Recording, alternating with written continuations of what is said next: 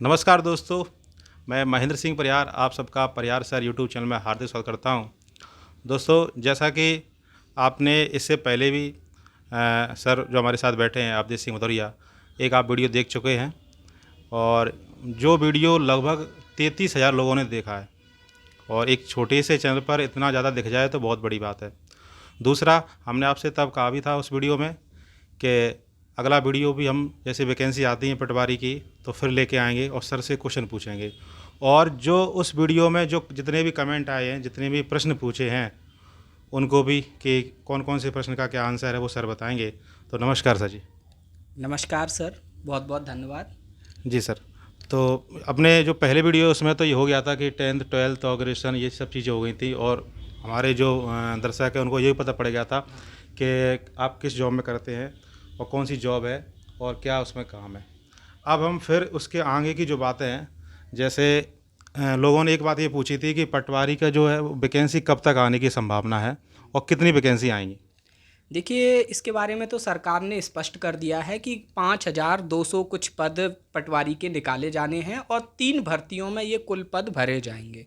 इसका मतलब है, हम समझ सकते हैं 1,500 से लेके 2,000 पदों की वैकेंसी आ सकती है और मेरे हिसाब से ये वैकेंसी जल्द ही आपको देखने को मिल सकती है। 2-3 महीने में इसका नोटिफिकेशन आ सकता है, ये ऐसा मेरा अनुमान है फ़िलहाल तो। सर, नोटिफिकेशन तो जो है वो 2-3 महीने में, लेकिन इसका पेपर कब तक होगा सर? देखिए, जब भी नोटिफिकेशन आता है तो आप मान के चलिए कि 1 महीने तो आपका एग्ज़ाम वो फॉर्म भरे जाते हैं, उसके बाद 2 महीने का वक्त भी दे दिया जाता है और 1 महीने के तकरीबन पेपर भी चलते हैं, तो आप 3 महीने मान लीजिए। अगर आप एक सही एस्पिरेंट हैं और इसकी तैयारी करना चाह रहे हैं तो आप ये मान के चलिए कि आपके पास 5 महीने हैं और 5 महीने आप तैयारी कर लीजिए। 5 सब्जेक्ट होते हैं इसके। पिछले वीडियो में भी मैंने बताया था, पहले भी जब सर ने इंटरव्यू लिया था, बहुत अच्छा इंटरव्यू हुआ था। अपन ने ग्राउंड में इंटरव्यू किया था, जिन लोगों ने नहीं देखा है वो पिछला वाला देख सकते हैं। उसमें जो भी बेसिक जानकारी थी, सारी जानकारी हम लोगों ने कवर की थी। तो 5 महीने हैं, 5 सब्जेक्ट हैं। आप लोग काफ़ी अच्छे से हर महीने एक एक सब्जेक्ट कंप्लीट कर सकते हैं। उसके बाद अगर आपको एक्स्ट्रा टाइम मिल जाए तो ये और भी अच्छी बात है।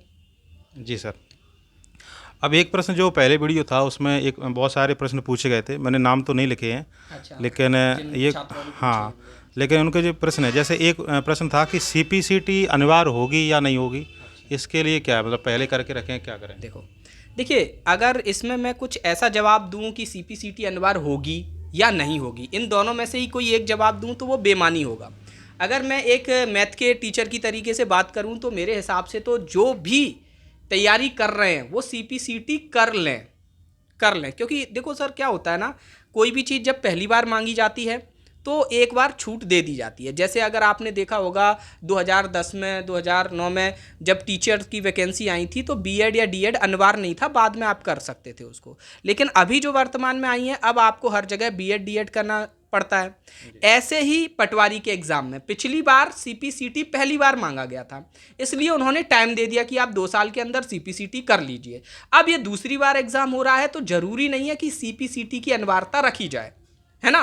तो आपके लिए क्या फ़ायदेमंद है कि आप CPCT को कर लीजिए।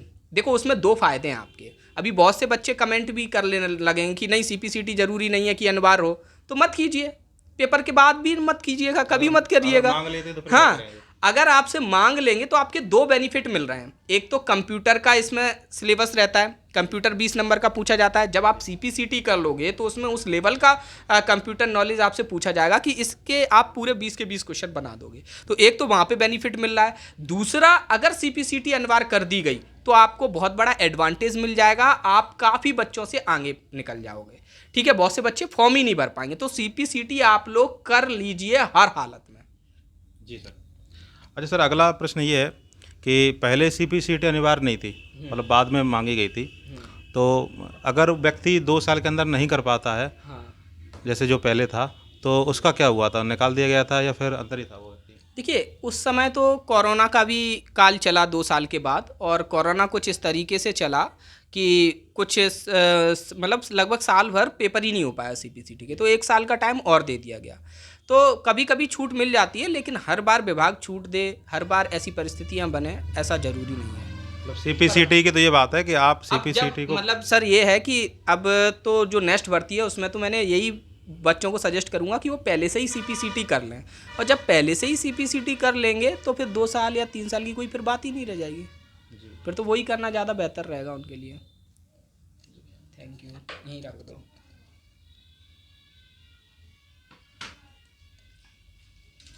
चलिए अगले प्रश्न की बात करते हैं सर, कि जो वैकेंसी है तो लगभग 3,000 वैकेंसी मान के चलो, 3,000 वैकेंसी लगभग आने की संभावना है। 5200 की घोषणा कर चुके हैं। हाँ, जैसे में लगभग एक बार पार्ट में में 3,000 है। 1500 से 2000 आ सकते अब जैसे पुलिस के पेपर देखते हैं या टेट के पेपर, MP जो वर्ग 3 उसका पेपर हुआ है, हाँ। तो कंपटीशन इतना ज़्यादा है कि जगह बनाना मतलब बहुत मुश्किल हो जाता है। जी। तो जो भी मतलब विद्यार्थी हैं वो ऐसे कैसे तरीके से पढ़ें, कैसे तैयारी करें, मतलब जो एक वैकेंसी अपनी जो जगह है उसको क्या कर लें, कंप्लीट कर लें। देखिए, पहले जितने नंबर पे सिलेक्शन हो जाया करते थे, या फिर मैं ये कहूँ कि पहले जितने नंबर पे बच्चे टॉप कर जाया करते थे, अब उतने नंबर पे सिलेक्शन हो रहे हैं।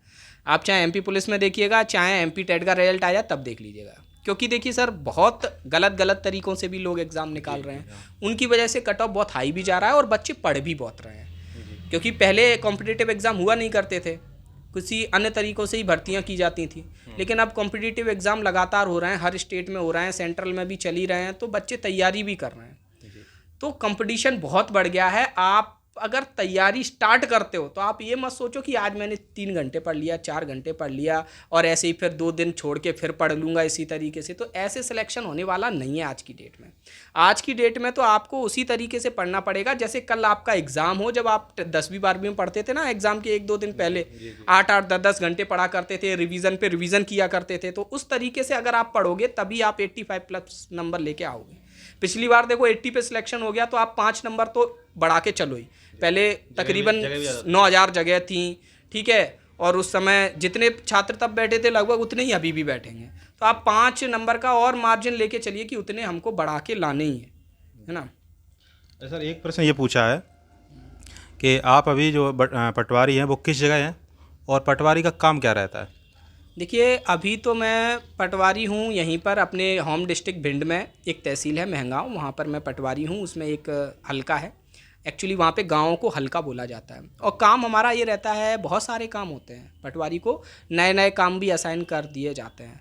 जैसे कहीं अभी गांव की आबादी का नक्शा बनने का काम चल रहा है तो उस काम में लग गए हैं, या फिर भूमि के पट्टे आवंटित किए जाने के काम की जांच करने में लग गए हैं, ठीक है। इसी तरीके से बहुत सारे काम होते हैं, PM किसान, CM किसान, ये जो 6,000 रुपये 4,000 रुपये मिलते हैं, इनका पूरा लेखा जोखा रखना। गांव से संबंधित किसी भी व्यक्ति को खेती किसानी से संबंधित कोई भी काम आता है तो वो पहले पटवारी से ही मिलता है, और पटवारी ही उसको सुझाव देता है कि किस तरीके से आपका ये काम हो सकता है। तो ये हमारा मुख्य काम रहता है। मुख्य काम हमारा गाँव के लोगों से जुड़ना है डायरेक्टली। अच्छा सर, इसमें काम डिसाइड रहता है, जैसे स्कूल में टाइमिंग डिसाइड रहती है कि इतने टाइम आपको आना है, और पुलिस में ऐसा नहीं होता, पुलिस में कभी जा सकते हैं, वो भी इसमें डिसाइड है क्या? तो इसमें भी डिसाइड नहीं है, ये भी 24 घंटे की नौकरी है, 7 दिन की और 24 घंटे की नौकरी है। मतलब आपको कभी भी काम आ सकता है। मान के चलिए कि गांव में कहीं कोई आकस्मिक कोई आपदा आ गई, रात में कहीं फसल को कोई नुकसान हो गया, कहीं जल गया, कहीं कुछ हो गया, तो आपको एट दैट टाइम होना चाहिए वहाँ पे, कि कोई भी अधिकारी या कोई भी प्रशासनिक मदद आएगी आपके थ्रू ही जाएगी, क्योंकि आप उस गांव को अच्छे से जानते हैं, वहाँ के लोगों को पहचानते हैं। तो हमेशा 24 घंटे की नौकरी इसको कहेंगे। अगर ये है कि लोगों को जब भी काम पड़ेगा वो आपसे संपर्क उस समय कर सकते हैं, या फिर आप भी उनके पास कभी भी जा सकते हैं। ये अच्छा सर, एक प्रश्न और है कि चाय ले लीजिए, जी जब तक नहीं ठंडी हो जाएगी। एक प्रश्न ये है कि जो पटवारी का जो पेपर हुआ था तो पैटर्न चेंज होगा इस बार या फिर वही पैटर्न रहेगा? पैटर्न तो मुझे नहीं लगता कि चेंज होगा, वही 5 सब्जेक्ट रहेंगे मेरे हिसाब से, जहाँ तक मेरा अनुमान है। बस जो एग्ज़ाम का लेवल है वो बदल सकता है। जैसे आपने MP पुलिस में भी देखा GS का लेवल किस कदर था, MP टेट में भी देखा कि मतलब सिलेबस वही है, पैटर्न वही है, लेकिन अगर आप EVS देख रहे होंगे या फिर दूसरे सब्जेक्ट्स देख रहे होंगे तो काफ़ी कठिन स्तर का पूछा जाने लगा, काफ़ी अंदर का पूछा जाने लगा। तो इस हाई कंपटीशन में कट ऑफ को कम करने के लिए ऐसा किया जा सकता है कि एग्ज़ाम का लेवल थोड़ा चेंज कर दिया जाए। देखिए, अगर आपको ये वीडियो अच्छा लग रहा है तो आप इसको क्या कर सकते हैं, लाइक कर सकते हैं, क्योंकि वीडियो देख तो बहुत सारे लोग लगते हैं लेकिन लाइक नहीं करते हैं। और जैसे और भी कोई प्रश्न पूछना है तो आप कमेंट भी कर सकते हैं, और वीडियो अच्छा लगता है तो शेयर भी कर सकते हैं। सर अगला प्रश्न ये है कि इसकी सर सैलरी कितनी रहती है? सैलरी देखिए, जो मेरी शुरुआत हुई थी वो 21,300 या 500 कुछ रुपए मिले थे, जो पहली सैलरी थी। और वर्तमान में मुझे 25,000 के अराउंड सैलरी मिल रही है। जी, तो ये भी प्रश्न काफ़ी लोगों ने पूछा था कि सैलरी के बारे में ज़रूर बताएं, क्योंकि सबसे पहले तो जैसे पटवारी दिमाग में आती है, कोई भी जॉब आती है तो लगता है सैलरी कितनी है इसमें। सैलरी से अच्छा, ग्रेड पे कितना है इसमें?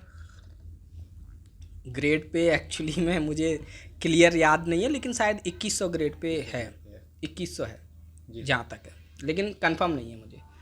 2800 की मांग कर रहे हैं पटवारी लोग, और शायद हो जाए, बढ़ जाए तो सैलरी काफ़ी बढ़ जाएगी। जी सर। अच्छा सर, एक प्रश्न और है कि पटवारी एग्ज़ाम की पूरी प्रोसेस बताएं कि कौन कौन इस एग्ज़ाम को दे सकता है और कौन फॉर्म डाल सकता है। अच्छा, देखिए, सबसे पहले तो ग्रेजुएशन कंपलसरी कर दी गई है, तो ग्रेजुएशन होनी चाहिए। दूसरा, अगर सीपीसीटी मांगेंगे तो सीपीसीटी भी होनी चाहिए। तीसरा महत्वपूर्ण कि केवल मध्य प्रदेश के रहवासी ही इसमें फॉर्म भर सकते हैं। जो मध्य प्रदेश से बाहर के रहने वाले हैं, जिनके पास मध्य प्रदेश का मूल निवासी नहीं है, वो इसमें फॉर्म नहीं भर सकते हैं। और एज का भी बनेगा कुछ 21 साल या 18, जो भी होगा, मतलब नोटिफिकेशन आएगा, उसमें सारी चीज़ें डिटेल में दी जाएंगी। जी जी। जी। अच्छा, एक प्रश्न ये पूछा है सर कि पटवारी का पेपर कितने का होता है, कितने नंबर का? हाँ। ये शायद ऐसा लगता है कोई नया स्टूडेंट है। और कौन कौन से सब्जेक्ट आते हैं? हालांकि बता चुके हैं, एक बार आप फिर बता दें। देखिए, एक बार मैं जल्दी से बता देता हूँ जितने भी नए स्टूडेंट हैं यहाँ चैनल पर, उन सभी को के लिए, कि 100 नंबर का पेपर होता है, 5 सब्जेक्ट रहते हैं।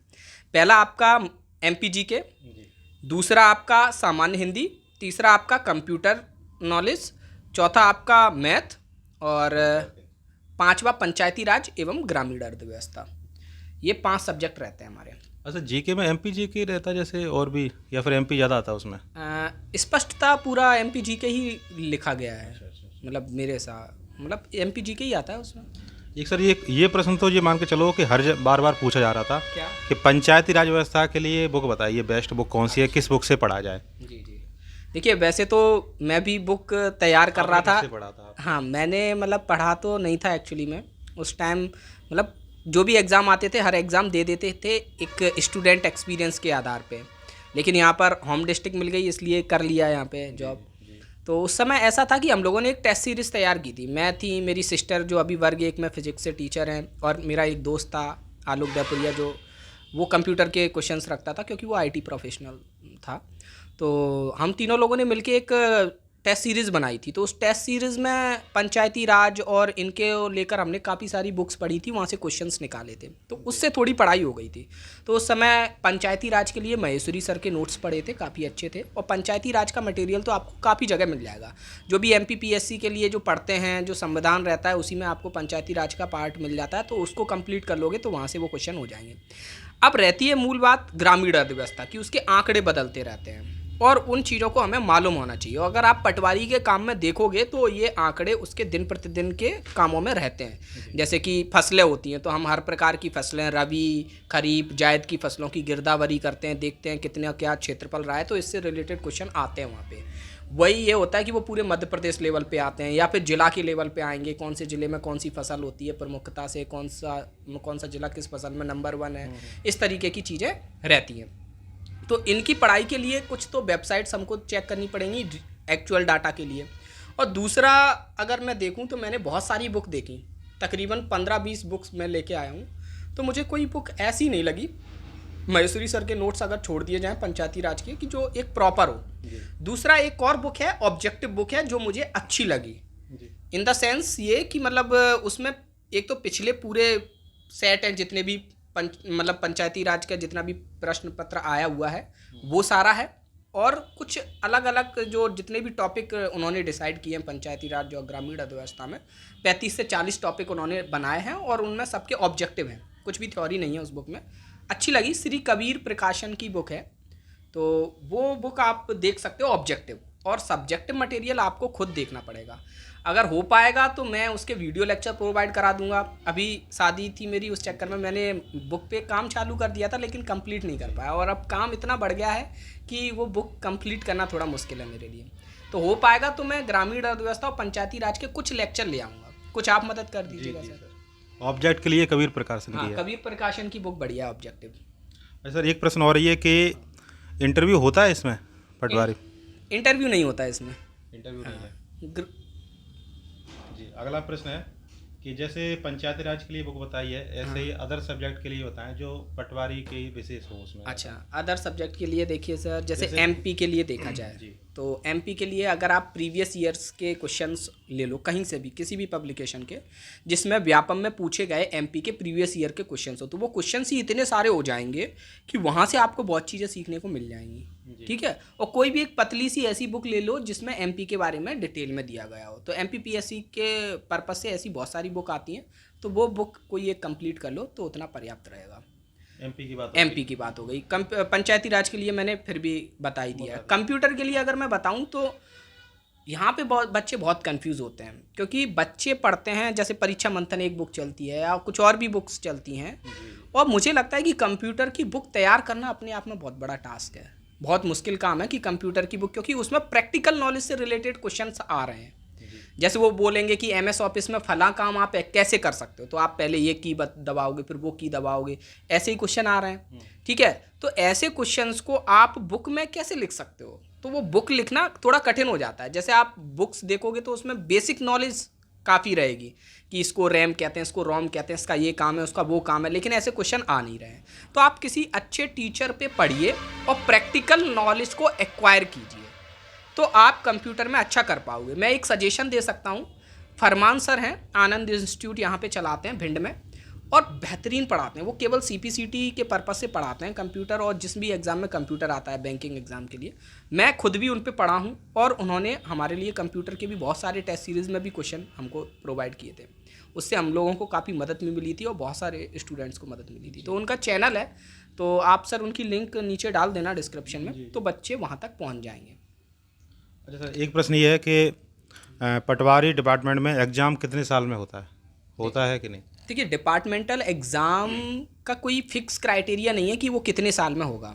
वैसे मिनिमम मैं बताऊं, कोई भी पटवारी अपना डिपार्टमेंटल एग्ज़ाम दे सकता है अगर उसके पास 6 साल का एक्सपीरियंस हो गया है तो 6 साल के एक्सपीरियंस के बाद वो डिपार्टमेंटल एग्ज़ाम दे सकता है। और डिपार्टमेंटल एग्ज़ाम कभी भी हो सकता है, कहो 2-2 साल में हो, बहुत सारे लोग जिनका 6 साल हो गया होगा, कहो 1-1 साल में हो, कहो 10-10 साल में हो, 15-15 साल में हो, तो वो कुछ भी डिपार्टमेंट पे डिपेंड करता है, कहो ही नहीं।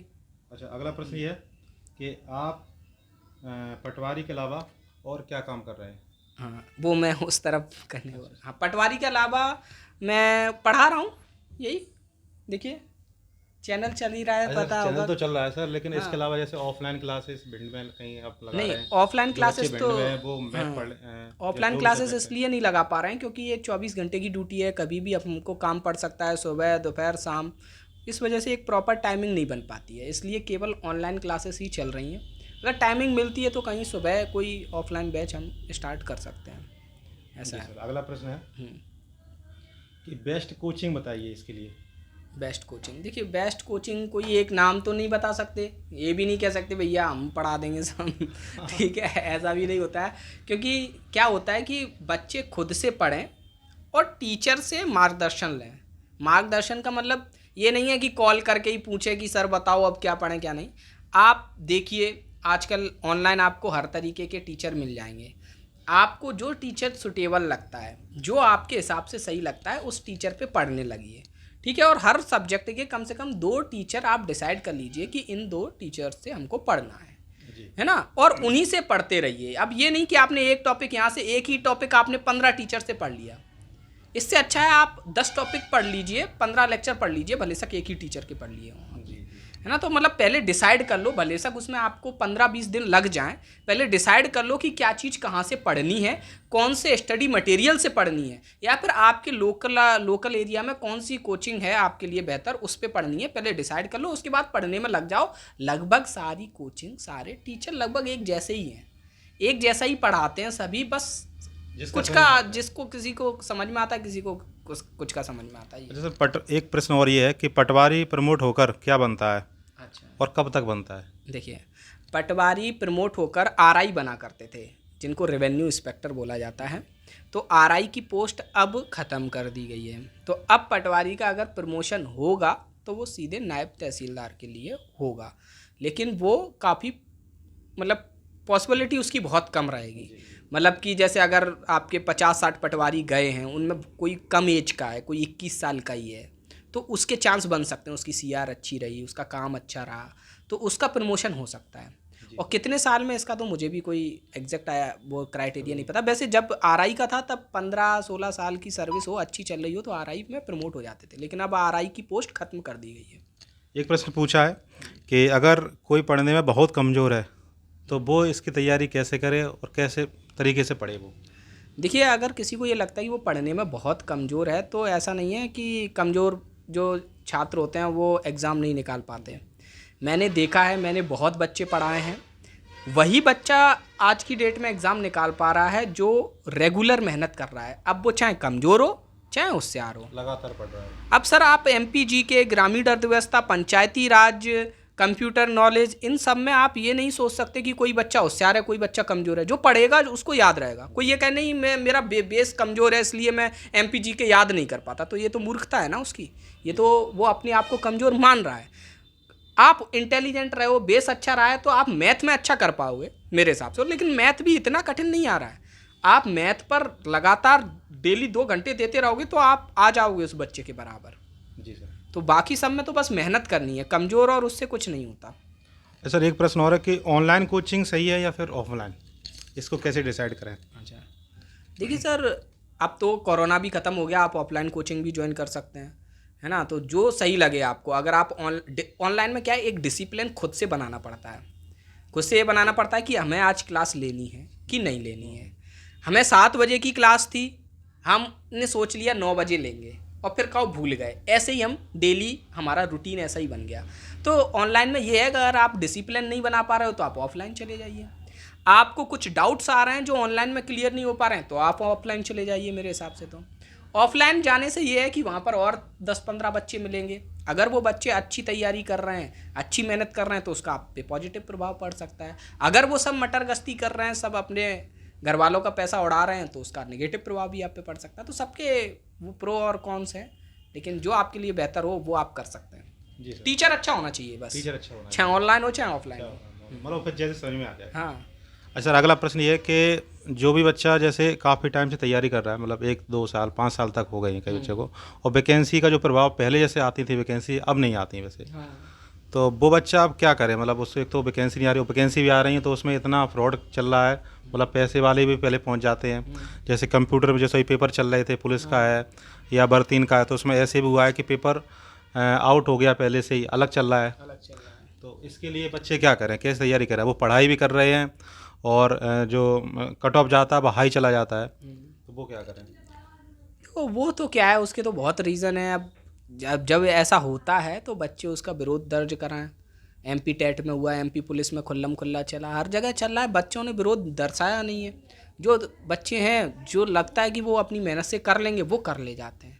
कितना भी घोटाला चल रहा होगा, वो 85-90 लाने वाले जो हैं उनका तो हो ही जाएगा, और जो बाकी है वो उस तरीके से हैं। तो यही है, अगर ऐसा कोई कुछ भी होता है, मैं तो बच्चों से यही कहना चाहूँगा, अगर ऐसा कहीं पर भी आपको आसपास दिखता है तो उसको रिपोर्ट कीजिए।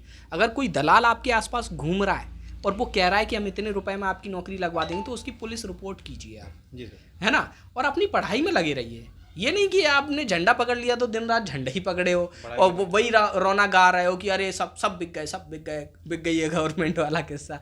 मतलब पढ़ाई करो, 8 घंटे पढ़ाई करो तो 2 घंटे इस काम के लिए दे दो। अगर आप 8 घंटे पढ़ाई कर रहे होगे तो 2 घंटे डेफिनेटली इस काम के लिए दे पाओगे। लेकिन आप 8 घंटे भी पढ़ाई नहीं कर रहे तो 2 घंटे भी इस काम के लिए नहीं दोगे। आप उसी काम में लगे रहोगे जिसमें लगे हो। अच्छा सर, एक प्रश्न रहता है कि कितने घंटे पढ़ाई करें? ये सामान्यतः कुछ नहीं रहता है, मतलब कई सारे लोग तो टाइम टेबल से पढ़ते हैं, कई सारों का अलग है। देखिए, जैसे मैं तो यही कहूँगा कि जितने घंटे आपका मन लग जाए उतने घंटे पढ़ाई करें। इसका मतलब ये नहीं है कि आपने 3:30 बजे तक पढ़ाई की और शुरू 3:15 से की, 15 मिनट ही मन लगा तो 15 मिनट ही पढ़े। ये नहीं कहना चाहता। मतलब मेरा कहना ये है कि एक मिनिमम टाइम भी होना चाहिए। जैसे अगर आज आपका मन 1 घंटे लग रहा है तो कल आपका मन 1.25 घंटे लगना चाहिए, परसों आपका मन 1.5 घंटे लगना चाहिए। ऐसे करके आप उसको 6 घंटे पे लेके आओ कि भैया हमारा आज मन 1 घंटा लगा तो हमने 1 घंटा पढ़ लिया, कल हमको इसको बढ़ाना है, चाहे 5 मिनट से बढ़ाएं चाहे 10 मिनट से बढ़ाएं। तो ऐसे धीमे धीमे करके आपकी सिटिंग मजबूत होनी चाहिए। कुछ तो ऐसा भी मतलब काफ़ी जगह देखते हैं, मतलब जिस एग्ज़ाम में काफ़ी लंबे समय तक बच्चों को बैठना होता है तो वो कुछ नहीं करते, बैठे ही रहते हैं। पहले बैठने की आदत डालते हैं कि हम कहीं नहीं जाएंगे, हम पहले यहाँ 3 घंटे की सिटिंग लगा के बैठेंगे कि 3 घंटे हम एक जगह बैठ सकते हैं कि नहीं। और जब वो 4 दिन बैठा रहेगा, कोई मोबाइल का यूज़ नहीं, कोई कुछ नहीं, तो वो कुछ ना कुछ करेगा, फिर वो 3 घंटे की लगातार पढ़ाई भी कर सकता है। तो पैटर्न है, अपने अपने पैटर्न डिसाइड कीजिए और मन लगा के पढ़ाई कीजिए, जितने भी घंटे पढ़ सको। सर एक प्रश्न ये है कि 2 प्रकार के बच्चे हैं, एक वो है जो पहली बार तैयारी कर रहा है, हाँ। वो अपनी तैयारी कैसे करे, और एक वो है जो लगभग 3-4 साल हो गए हैं तैयारी करते हुए, वो ऐसा क्या बदलाव करे कि जिससे वो पास हो जाए और उसकी जॉब लग जाए। जी, देखिए जो पहली बार तैयारी कर रहे हैं उनके लिए बहुत अच्छी बात है कि सब कुछ पहली बार होने वाला है। वो काफ़ी पॉजिटिव अप्रोच के साथ पेपर देते हैं, और वो सबसे पहला काम ये करें कि किसी ऐसे स्टूडेंट से बात करें या किसी ऐसे टीचर से बात करें जिनको एक्सपीरियंस हो, जिन्होंने एग्ज़ाम निकाला है, कोई ऐसे सीनियर हो उनसे बात करें। और सबसे पहले जिस भी एग्ज़ाम की तैयारी कर रहे हैं उसके प्रीवियस ईयर क्वेश्चंस को देखें कि पेपर में कैसे क्वेश्चंस आते हैं, और जो अभी हाल में एग्ज़ाम हुए हैं, चाहे एमपी पुलिस का हो, चाहे एमपी टेट का हो, उनमें किस तरीके के क्वेश्चन पूछे जाने लगे हैं, उनको उनके बारे में देखें। और वो उस तरीके के प्रश्न आपको कहाँ, किन किताबों से, किन लेक्चर्स से मिलेंगे, कहाँ से आप उनको सीख पाओगे, उनकी ओर ध्यान दें। और अपनी अपनी कमियों को लिखें कि भैया हमारी ये कमी है, इन कमियों को पूरा करना है, ये हमारे मजबूत पक्ष हैं, तो इनमें हम स्कोर कर लेंगे। मतलब इस तरीके से खुद का एनालिसिस करें, ना कि ये देखें कि कितने बच्चे एग्जाम में बैठ रहे हैं, क्या घोटाले क्या हो रहे हैं क्या नहीं, ये नहीं देखें। अपना एनालिसिस करें और उसके आधार पर ही अपनी स्टडी का पूरा पैटर्न बनाएं। और जिनको 2-3 साल हो गए हैं, जो 1-2 फेलियर देख चुके हैं, तो वो अपने पिछले फेलियर से सीखें कि उन्होंने पिछली बार क्या गलती कर दी थी। क्या ऐसा था कि उन्होंने प्रीवियस ईयर के क्वेश्चन पेपर देखे ही नहीं थे, बस कुछ किताबें उठा लाए थे जो नाम चलते, उन्होंने कहा कि फलानी किताब से पढ़ लो, तो वो किताब उठा लाए, पहले पन्ने से उसको पढ़ने में लग गए, या कुछ और गलतियां वो कर रहे थे, उन गलतियों को सुधार करें और आगे की तैयारी करें। जी सर। अगला प्रश्न है ये कि मतलब जो भी हमारे दर्शक हैं जो देख रहे हैं इस वीडियो को देखेंगे, वो कैसे तैयारी करें, और उनके लिए कोई 2-3 बातें जो उनको मोटिवेट करें। यही देखो, तैयारी तो यही है जो अभी हमने बताई, उसी तरीके से तैयारी करें। और मोटिवेशन तो यही है कि आप तैयारी करोगे, लगातार तैयारी करते रहोगे, तो आपका सिलेक्शन कहीं ना कहीं ज़रूर होगा, कहीं ना कहीं। ज़रूरी नहीं है कि इसी में हो जाए, कि पटवारी की तैयारी कर रहे हैं पटवारी में ही हो जाए, कब आपका और अच्छी पोस्ट पे हो जाए, है ना। अब बस तैयारी करते रहेंगे, आप अपने दिमाग में कभी भी निगेटिव चीज़ें लेके नहीं आएंगे। कुछ भी चल रहा हो सोसाइटी में, अगर निगेटिव भी चल रहा है कि भाई कुछ लोग गलत तरीके से भी जॉब ले रहे हैं, तो आप अपने दिमाग में नेगेटिव मत लाइए। आप बस ये कीजिए कि मुझे जो करना है इनके खिलाफ वो मैं करूँगा, लेकिन साथ में अपनी स्टडी को कंटिन्यू रखूँगा। अगर आप ये रखोगे तो आपका डेफिनेटली सिलेक्शन हो जाएगा। और मैंने इतने बच्चे पढ़ाए, उसमें मैंने ये देखा है, जिन बच्चों में काफ़ी पोटेंशियल होता है, जिनका बेस अच्छा होता है, जो इंटेलिजेंट होते हैं, लेकिन जो कंटिन्यू मेहनत नहीं करते हैं, उनका सिलेक्शन नहीं हो पाता, कहीं पर भी सिलेक्शन नहीं हो पाता। वो हर एग्ज़ाम का फॉर्म भरेंगे और हर एग्ज़ाम के पहले 10-15 दिन पढ़ेंगे और कहीं पर भी सिलेक्शन नहीं ले पाएंगे, कहीं 2 नंबर 5 नंबर से रहते जाएंगे। और जैसे जैसे उम्र बढ़ती जाएगी उसके बाद वो फिर 10-15 नंबर से रहते जाएंगे, फिर वो फॉर्म भरना भी बंद कर देंगे। लेकिन जो बच्चा शुरू में 60 नंबर ला रहा था, लेकिन वो कंटिन्यू स्टडी करता जा रहा है, तो वो एक दिन 80 पर भी आया और सिलेक्शन भी लिया है उसने। तो कंटिन्यू स्टडी करना आपके लिए सबसे महत्वपूर्ण है। जी, तो ये देखा आपने जो सर ने बताया है कितने अच्छी तरीके से कि कैसे क्या तैयारी करें, कैसे पढ़ाई करें। अगर वीडियो पसंद आता है तो आप इसको लाइक करें, कमेंट करें और शेयर करें। और कोई भी आपको प्रश्न पूछना है तो आप इसको क्या कर सकते हैं, कमेंट कर सकते हैं। थैंक यू दोस्तों।